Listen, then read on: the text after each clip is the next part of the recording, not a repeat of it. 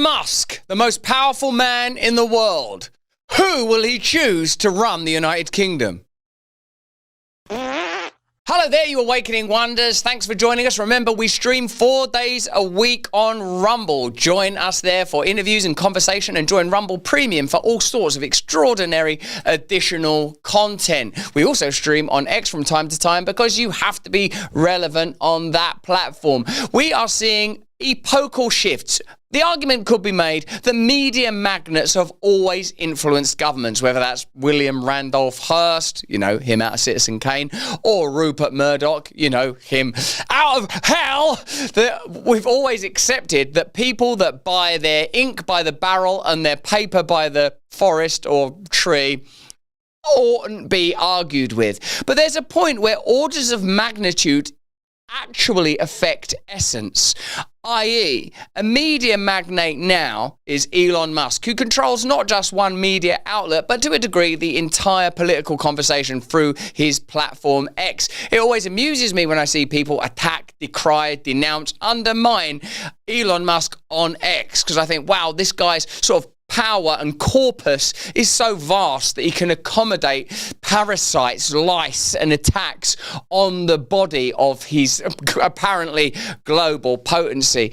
We can question the ethics of any individual having that much influence over the political process, but when we ask those questions, we have to recognize that those ideas have been baked into democracy for some time. What is lobbying? What are donations? What is the power of Bill Gates? What is the power of George Soros? We'll be looking at that in some depth later on this week. So, Elon Musk's power, is it different than other influencers, magnates, political powers? Are we entering the era of world kings?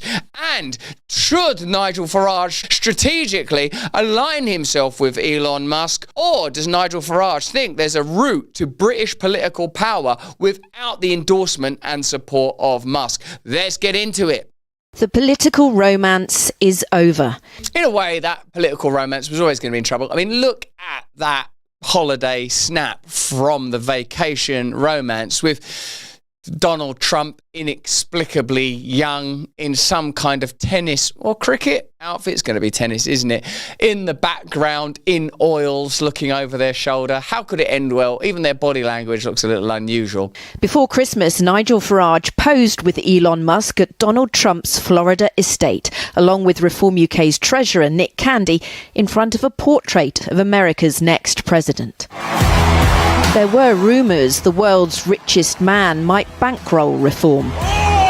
But Nigel Farage's mistake, it seems, was not backing Elon Musk all the way. I've heard now that in circles of government there's a kind of autism off as various big tech moguls compete to seem autistic in the new environment with new social cues and new social manners. Certainly, Elon Musk there does a good job of what I would say demonstrating relatively authentic autism with that moment there. So is it wrong for Elon Musk to influence American politics, British politics, politics in any jurisdiction? Or are we being naive about how politics has always worked? And what is the influence of, for example, again, George Soros and Bill Gates? When we criticise and attack moguls and billionaires, are we saying we would prefer our billionaires and moguls were in positions of comparable or similar power? If we just take the example of the transition that took place when Elon Musk acquired X, it was plain that that was a curated and controlled media space. Once Musk acquired Twitter, changed its name to X, allowed all sorts of different voices to prevail on there, suddenly the whole of the online conversation space starts to shift and alter, to the point now that we have Mark Zuckerberg inviting Dana White to be on the Meta board. The world is changing. What we're working out is what the new hierarchies are. It was clear when Rupert Murdoch used to invite Tony Blair to come to a Caribbean isle to bend the knee that Murdoch was superior in power to Blair, higher than perhaps it's ever been thus, with magnates, billionaires and donors, I don't know, Carnegie, Rockefeller, Rothschilds, all having significant influence transcendent of the power of government. I mean, all of us know that. I mean, wasn't part of Trump's success predicated on him saying, we all know how this works, you set up tax loopholes for us, we make donations to you.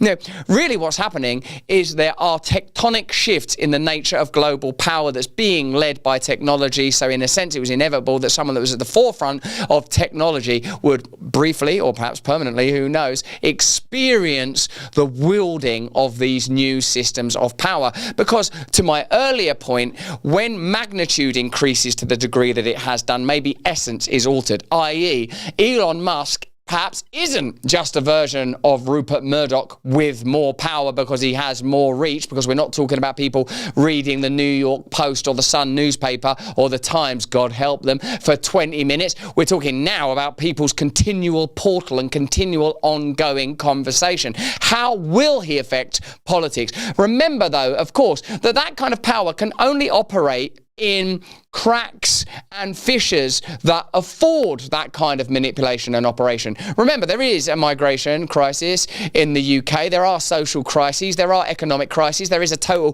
collapse of trust in the government. There is a total collapse of trust in media and in the judiciary. So new forms of power will fill those vacuums. If those vacuums were not present, that new kind of power would be irrelevant. So when people are complaining about Elon Musk and his influence, whether that's for Farage or for Tommy Robinson or for whatever cause he chooses to support, they are neglecting, in my view, their own responsibility for carrying the institutions of power with a degree of authority, integrity and authenticity. Because there will be some countries where external influence would be ineffective because there is a robustness and cohesion to that nation or community and its institutions. For example, if you're a Christian, you're not particularly worried about what Elon Musk is doing because you believe in Jesus.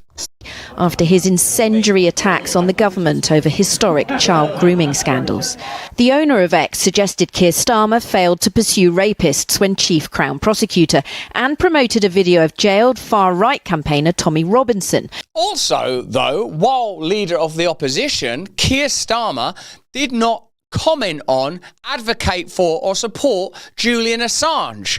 Now, think about how the free speech conversation has changed since the release of Assange. Although he's not been officially pardoned, at least he's no longer in Belmarsh jail in the UK. You would think that a leader of the opposition, which is what Keir Starmer was, of course, before becoming the Prime Minister, would have strong views on a case where a journalist was jailed without trial. And the fact that he never commented on that and in fact met with the CIA is a deep indicator of where Keir Starmer stands on authoritarianism. So these sex scandals and these rape gangs we'll look into in greater depth over the course of the week. But what is significantly interesting to me is how these politicians who present themselves as socially liberal and democratically open actually appear to be more interested in the legitimization of authority and control than anything else. Senolytics are the biggest discovery for promoting healthy aging. The aging process obviously isn't our friend, unless I suppose, there's eternal life. But while we're here, we want to be energetic and productive. That's why I use Qualia Senolytic with science-backed ingredients that have helped me feel, I would say, 15 years younger in a matter of just months. Everyone accumulates senescent cells, known as zombie cells. These senescent cells are old and worn out and not fulfilling a useful function for our health, but they take up space and nutrients from our healthy cells. Qualia Senolytic removes zombie cells and allow healthy cells to thrive. Resist aging at the cellular level. Try Qualia Senolytic. Go to QUALIA.com/brand for up to, get this, 50% off, and use the code BRAND at the checkout for an additional 15% off. Try it now. Qualia Senolytic is also available at select GNC locations near you.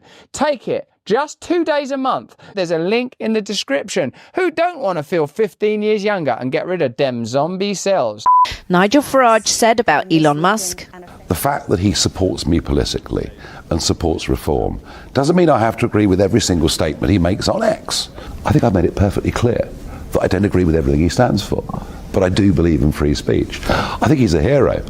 But it seems that wasn't enough for Elon Musk. When he woke up stateside, he turned on Nigel Farage, saying the Reform Party needs a new leader. Farage doesn't have what it takes. It's amazing, actually, to hear Elon Musk talking about Nigel Farage. If you are a British person, you've known about Nigel Farage for a while. What's he going to do next? Talk about songs of praise, last of the summer wine, Crew Alexander. Yeah, Pancake Day. What else is Elon Musk going to have strong views on in British culture? The fact is, this conversation is what happens in response to globalism. Up until recently, it was assumed that there was a set of cohesive global bureaucracies that was set to take world power. The WEF, the IMF, the WHO, the EU, NATO. We were all okay, apparently, weren't we, with these unelected, largely, organisations taxing and imposing rule and regulation. Remember, during the pandemic, the amount of power the WHO had,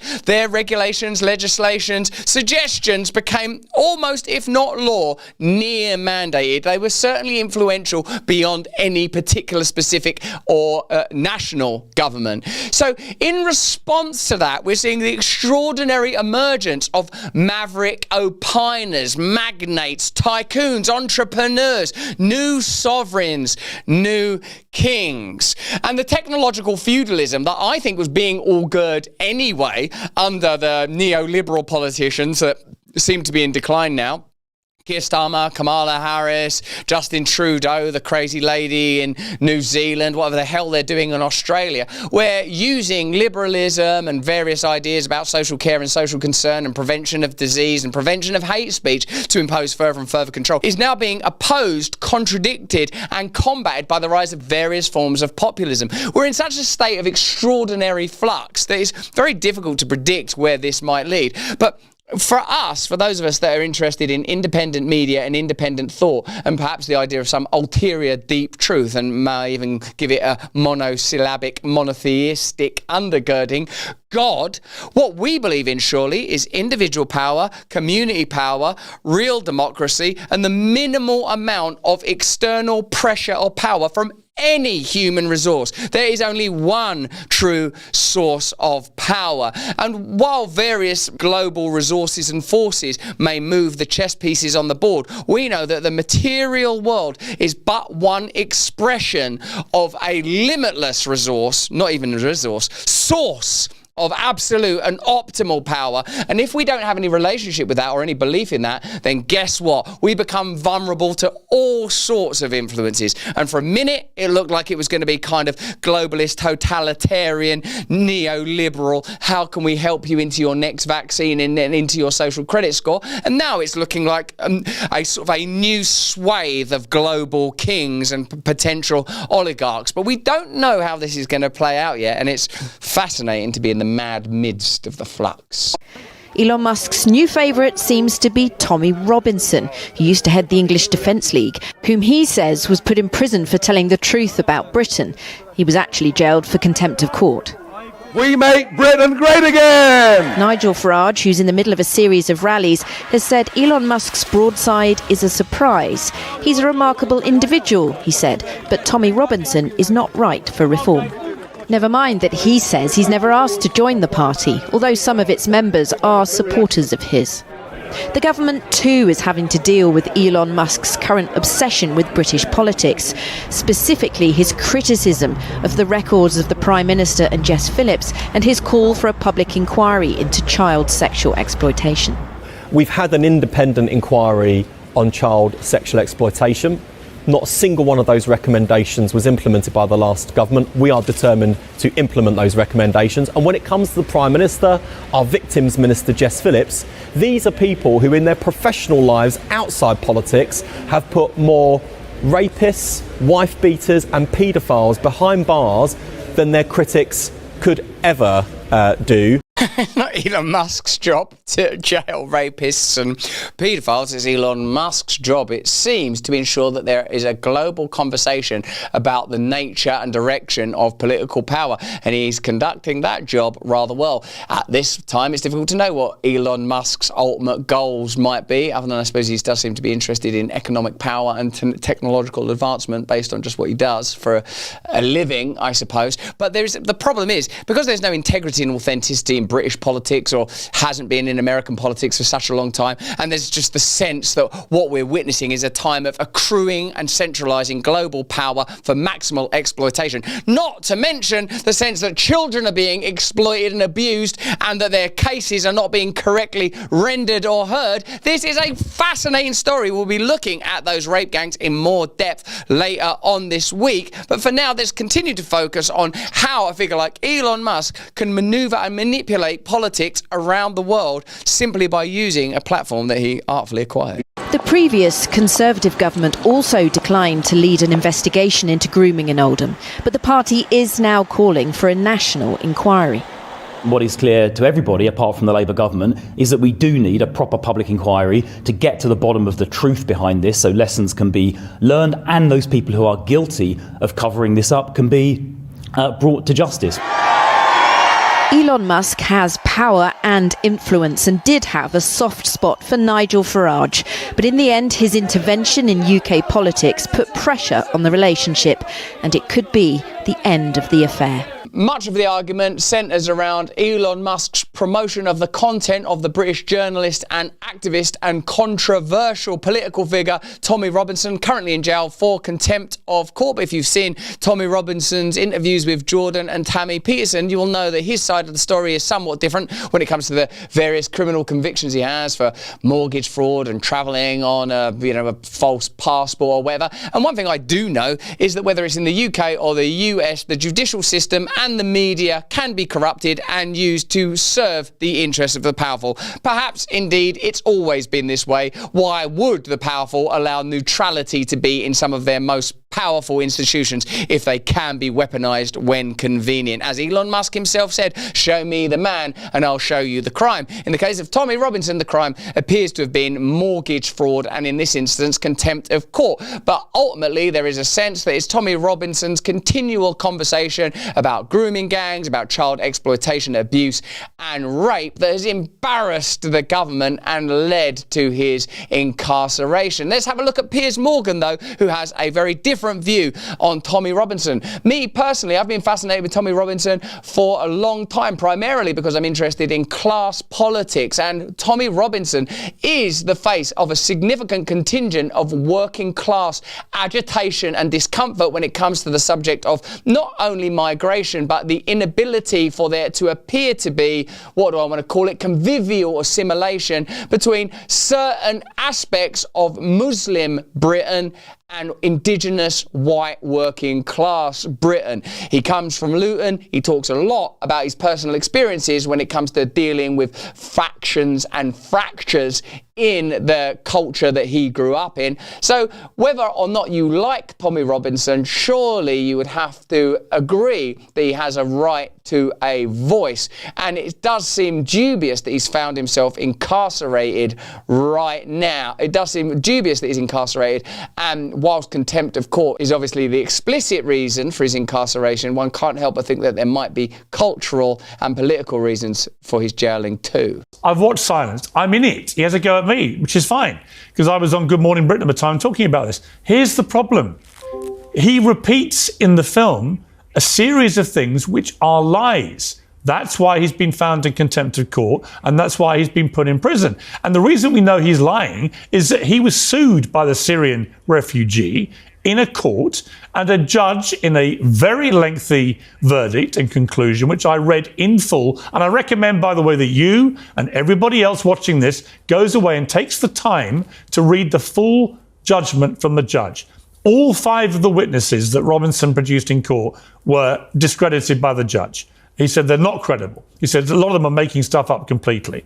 The attempt by Robinson to portray the Syrian refugee boy as the villain, not the victim, was a lie. The boy who was accused of bullying him was thrown out of the school because of his previous prior record and this incident before it ever got made public, this incident, which came through a viral video. So, yeah, people in America do look at Tommy Robinson in a very different way to how we do here. The reason Nigel Farage has disowned him, and what's nothing to do with him, is we see through him. Right? Tommy Robinson is a convicted football hooligan who was convicted of beating up a police officer, leading a riot. He is somebody who's been guilty of mortgage fraud. He's been somebody who was guilty of forging a passport to get into America because he couldn't travel because of his criminal record. He's been found in contempt of court twice for nearly wrecking trials of the grooming gangs, where he turned up and was saying defamatory things at the courtroom, which nearly led to the whole case being collapsed. And now he's been found in contempt of court for repeating lies about this Syrian boy in this film Silence, which has been viewed over 150 million times. So I understand why people in America have got a slightly warped view of Robinson, but I can tell you that is the reality. Well, there's Piers Morgan's version of the Tommy Robinson story, but it's clearly a perspective that Elon Musk doesn't share. But Musk can be a capricious ally and advocate at the best of times. Beyond the individual cast of characters and their extraordinary and fascinating personas, Tommy Robinson, the now jailed working class patriot or Islamophobe, depending on your perspective, Nigel Farage, the British Trump, the blokish, inaccessible face of new conservatism and patriotism in the UK, and Elon Musk, perhaps an unprecedented figure wielding unprecedented power. How will this play out? Certainly what we're experiencing are tectonic shifts in the way that power, media, and maybe even justice and politics operate as we enter into 2025. Who among us would be confident in predicting how this will play out? My hope is that out of all of this, we experience more decentralization of power, more clarity, transparency, free speech, open communication, and the ability for people with entrenched positions on complex subjects like migration, assimilation, and the ability for different communities to hold different views and hopefully ultimately find ways to live together harmoniously, whether or not that's in the same geographical region seems to be one of the things that's being discussed right now. My prayer is that we find ways of bringing power as close as possible to the people that are actually affected by it and ending this era where godless institutions are able to wield the power of a god. But that's just what I think. Let me know what you think in the comments and the chat. Remember, we stream 4 times a week on Rumble, and if you have Rumble Premium, you get access to all sorts of additional content. Join us Monday to Thursday on Rumble. In the meantime, if you can, stay free. Hey, thanks for watching. If you want to see more uncensored content where free speech can flourish, join our live stream. Click the link right here to watch the next video if you want to, or become a member of a growing movement. Download the Rumble app and you'll be informed every time we make a new piece of content. Stay free.